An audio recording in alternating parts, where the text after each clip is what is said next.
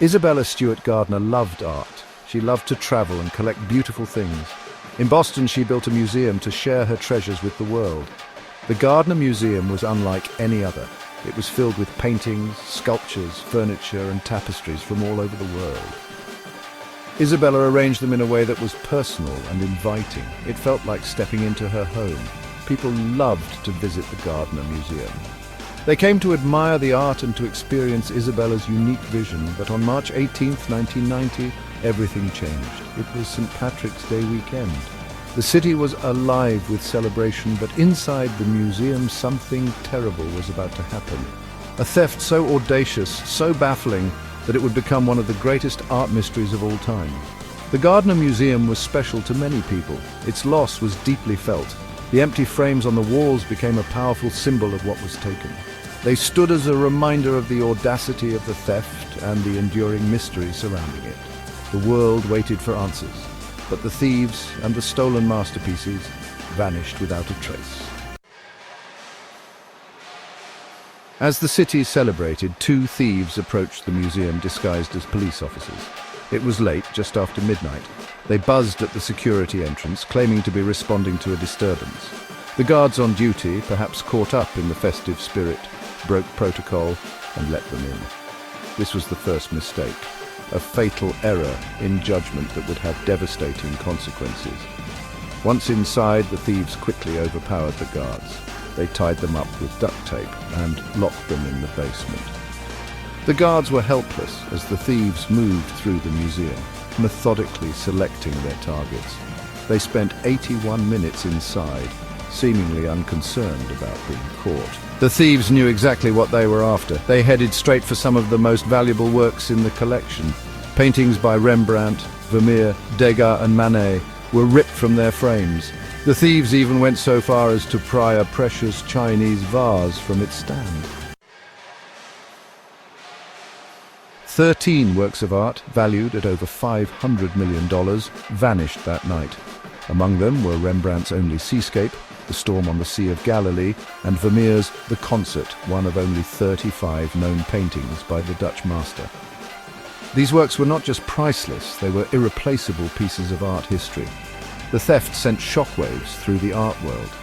Museums around the globe reassessed their security protocols, fearing they too could be targeted. The FBI launched a massive investigation, determined to bring the perpetrators to justice and recover the stolen masterpieces. The theft was a stark reminder of the vulnerability of even the most protected cultural institutions. It highlighted the audacity and cunning of art thieves, willing to go to great lengths to acquire these prized possessions. The empty frames in the Gardner Museum became a haunting reminder of the loss, a constant plea for the return of the stolen art. The FBI quickly took the lead in the investigation. They pored over evidence, interviewed witnesses, and chased down every lead. The museum offered a $5 million reward for information leading to the recovery of the artwork, but years went by with no significant breaks in the case. Suspects emerged and were investigated only to be ruled out. Theories abounded, ranging from local gangsters to international art thieves. The case captivated the public's imagination, becoming the subject of countless books, documentaries, and podcasts. Despite the efforts of law enforcement and the allure of the reward, the stolen art remained elusive. The investigation, though active, seemed no closer to solving the mystery. The case became a testament to the complexities of art theft and the challenges of recovering stolen masterpieces. Section 5. Dead Ends and False Hopes. Years turned into decades. The investigation continued, but the trail seemed to grow colder with each passing year. The FBI followed countless leads, some promising, many dead ends. They interrogated informants, infiltrated criminal organizations, and even dug up backyards, all to no avail. There were moments of hope, glimmers of a break in the case. Suspects confessed only to recant their stories. Tips poured in, some credible, many outlandish, but none leading to the recovery of the art. The Gardner heist became a frustrating puzzle, a labyrinth of clues that seemed to lead nowhere. The investigation, though extensive, seemed to hit one roadblock after another. The art world held its breath, hoping for a miracle, but the stolen masterpieces remained frustratingly out of reach.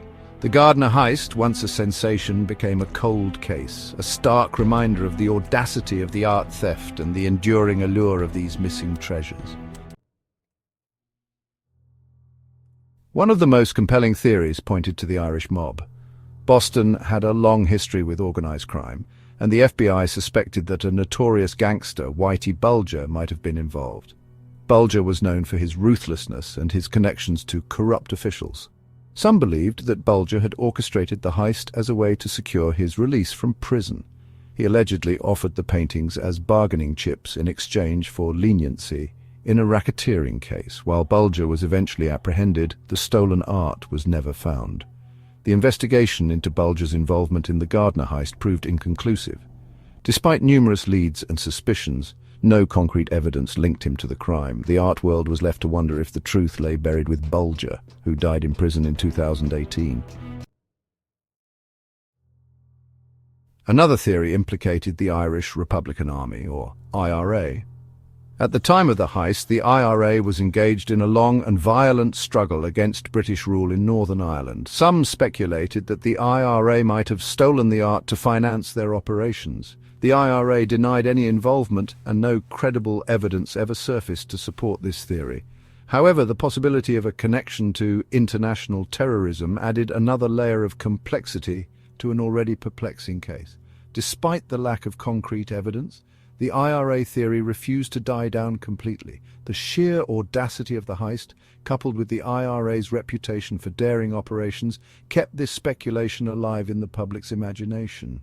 The Gardner heist, it seemed, had become a breeding ground for conspiracy theories, fueled by the lack of concrete answers.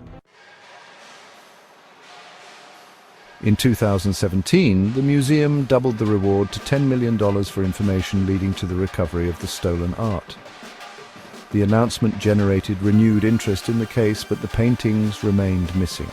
The increased reward served as a powerful incentive, a beacon of hope that perhaps after all these years someone with knowledge of the heist would come forward. The art world held its breath, praying that this time the reward would be the key to unlocking the mystery and bringing the stolen masterpieces home. The $10 million reward stood as a testament to the museum's unwavering commitment to recovering its lost treasures. It was a symbol of hope, a reminder that even after all these years, the Gardner heist was far from forgotten.